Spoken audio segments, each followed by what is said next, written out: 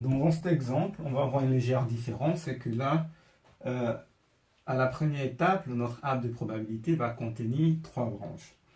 Donc, première question, donc il faudrait recenser donc, les différentes probabilités qui sont données dans l'énoncé. Donc après l'énoncé, on a P de L égale à 0,12, P de S égale à 0,71. Donc il nous reste à trouver la probabilité de l'événement AT, donc qui fait 1 moins 0,12 plus 0,71, ce qui est égal à 1 moins 0,83, ce qui est égal à 0,17. Donc ça, c'est la probabilité de l'événement AT. Après, on nous dit que 67% des médecins sont des hommes. Donc 67% des médecins sont des hommes. Donc si l'ensemble considéré, c'est l'ensemble des médecins, c'est comme si on nous disait que parmi les médecins, il y a 67% qui sont des hommes. Donc parmi les médecins, la probabilité d'obtenir un homme, c'est égal à 0,67. Ensuite, on nous dit que 92% des soignants sont des femmes. Donc, la probabilité d'obtenir une femme parmi les soignants est égale à 0,92. Donc, ça, c'est la question 1.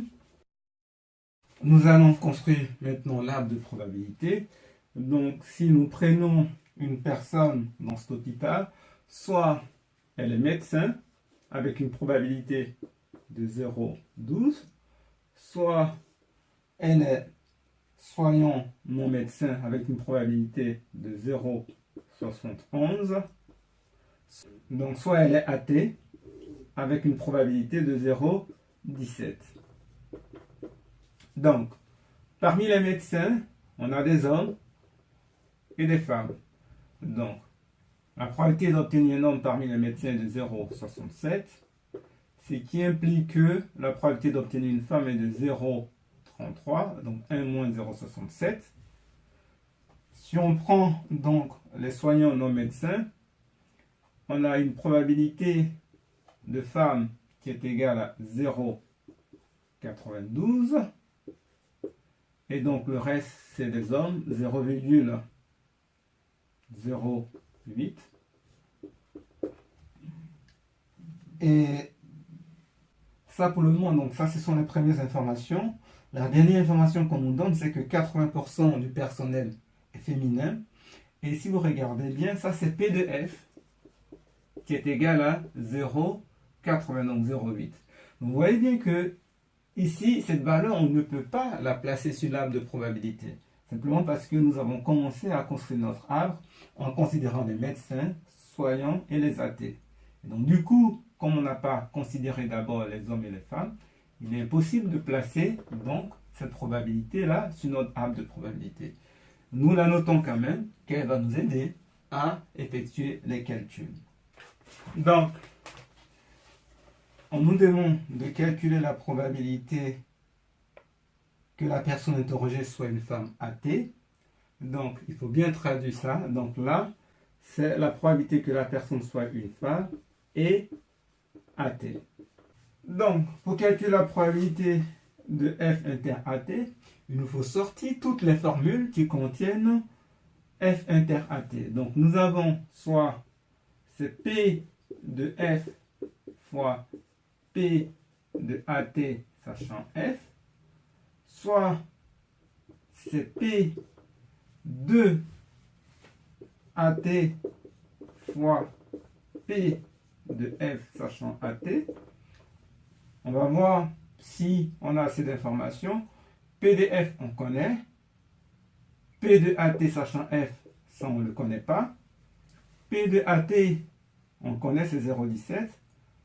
P de F sachant AT, on ne connaît pas non plus. Donc, c'est-à-dire qu'aucune de ces deux formules ici nous permettra de calculer P de F inter AT. En complétant l'arbre de probabilité, donc parmi les AT, on a des hommes ou des femmes. Mais là, on ne connaît aucune probabilité. Or, on nous donne P de F. Et rappelez-vous que dans la formule des probabilités totales, on a aussi des intersections. Donc, on va écrire P de F pour obtenir f, nous avons trois chemins, ça, ça et ça. Finalement, P de f, c'est égal à P de f inter M, plus P de f inter S, plus P de f inter AT. On connaît P de f qui est égal à 0,8. P de f inter M, c'est 0,12 fois 0,33. Plus P de f inter S, c'est 0,71 fois 0,92. Plus P de f inter AT. Nous calculons ça et nous trouvons donc 0,8 est égal à 0,6928 plus P de f inter AT. Donc cela implique que P, finalement P de f inter AT est égal à 0,8 moins 0,6928, ce qui donne 0,1072. Si nous arrondissons ça au millième, ça fait 0,107. Donc voilà la probabilité qu'on nous demande de chercher.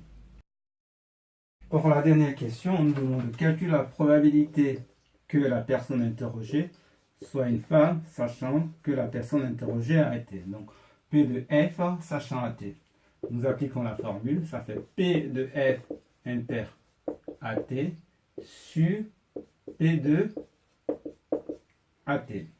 Donc ce qui donne donc environ 0,107 divisé par P de AT 0,17. Et tout calcul fait, cela nous donne une valeur approchée de 0,629 au millième.